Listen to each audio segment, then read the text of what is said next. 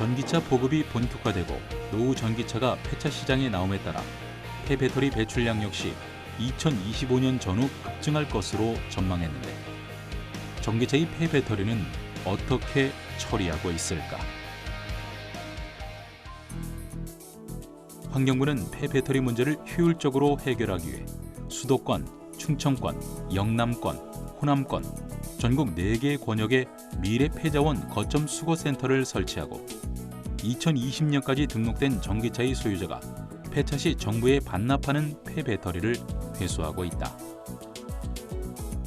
2021년 이후 등록된 전기차는 배터리 반납 의무를 없애고 민간업체도 폐배터리를 수거 및 처리할 수 있도록 대기환경보전법이 개정되어 폐배터리 관련 연구가 활발히 이어지고 있는데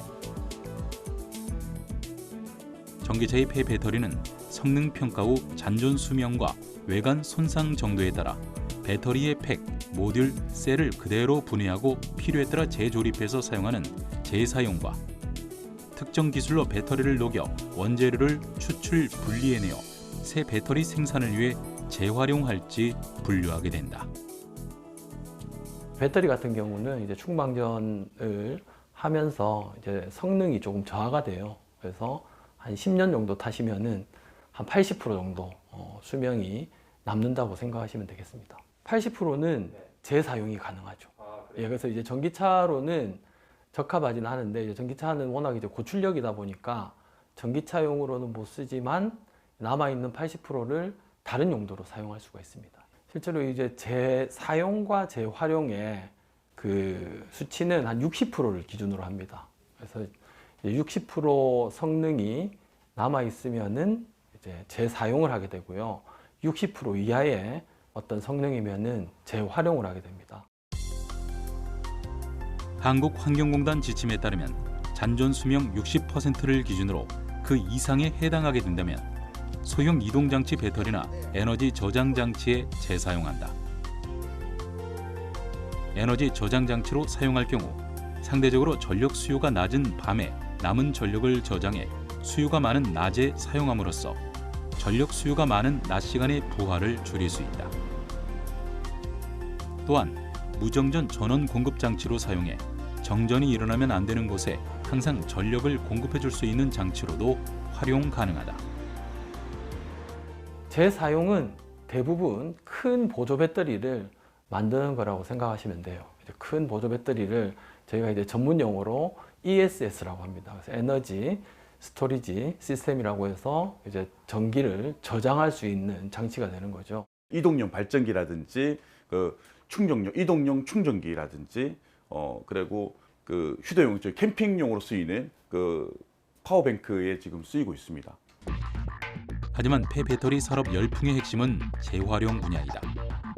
전기차 수요가 폭발적으로 늘면서 기본 구성 배터리 원재료인 리튬과 코발트, 니켈 가격도 폭등하고 있다.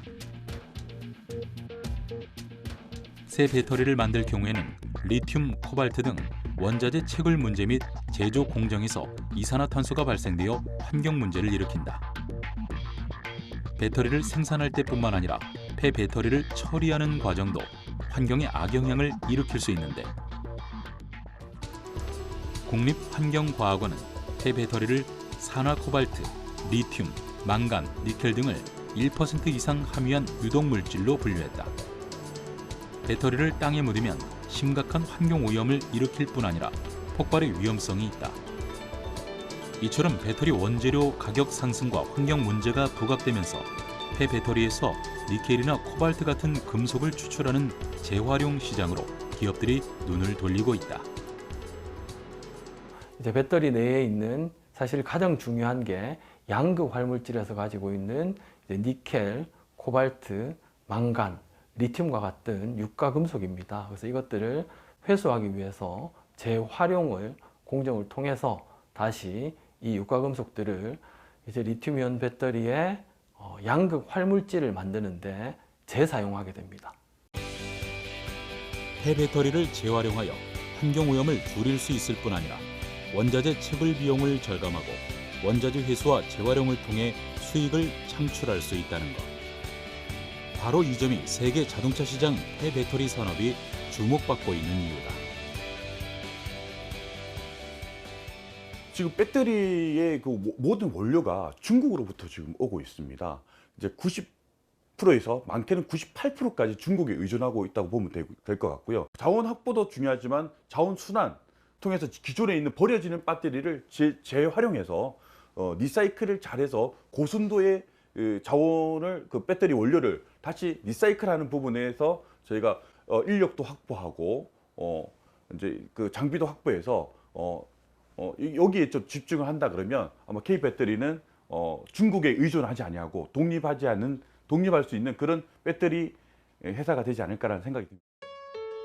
원자재 확보가 어려운 우리나라의 경우 폐배터리 재활용 분야의 기술 개발이 중요하다.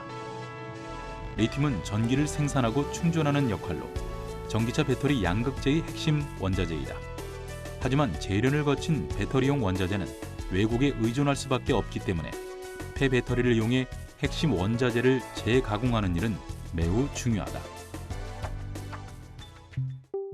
2022년 11월 국내 비철금속 기업 Y사는 건식 용융 방식의 폐배터리 재활용 시험 공장을 가동했다. 기존의 배터리 재활용 기업들은 폐배터리를 일일이 셀 단위까지 분리한 다음 잘게 분쇄하고 용매를 이용해 재활용 가능한 재료를 침출하는 습식 방식을 써왔다. 이는 전처리 과정이 복잡하고 리튬의 니켈, 코발트, 구리 등 재활용 금속이 손실될 수 있다는 단점이 있었다. Y사의 건식 용융 방식은 팩이나 모듈 단위의 배터리를 그대로 파쇄해 리사이클 원료인 플레이크 형태로 만들어 고온으로 녹인다. 이 과정에서 비중이 가벼운 리튬을 효과적으로 모을 수 있다.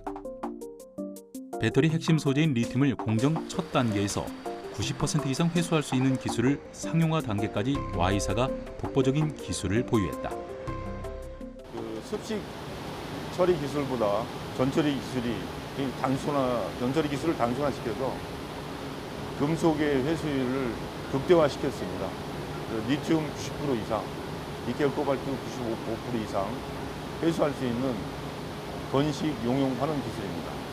자원이 부족한 우리나라의 자원순환 경제 발전에 기여하도록 하겠습니다. 국내 에너지그룹 S사는 폐배터리에서 고순도의 수산화 리튬을 회수할 수 있는 독자적인 기술을 개발해냈다. 폐배터리에서 리튬, 니켈, 코발트 등의 핵심 물질을 추출해내는 것은 이미 상용화되어 있지만 리튬을 고순도의 수산화 리튬 형태로 추출하는 건 최초이다.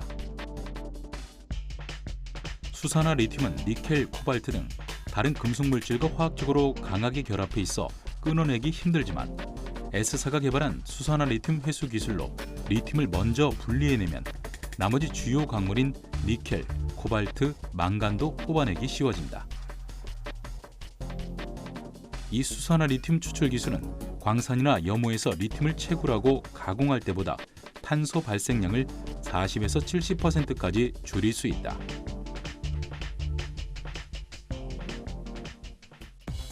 독일의 화학기업인 D사는 분쇄기로 리튬이온 배터리를 분쇄 물질과 전해질 중 하나만 남을 때까지 분해해 원료인 흑연, 망간, 니켈, 코발트, 리튬 등을 얻는 기술을 개발해서 모든 배터리 구성 요소의 96%를 재활용하고 있다.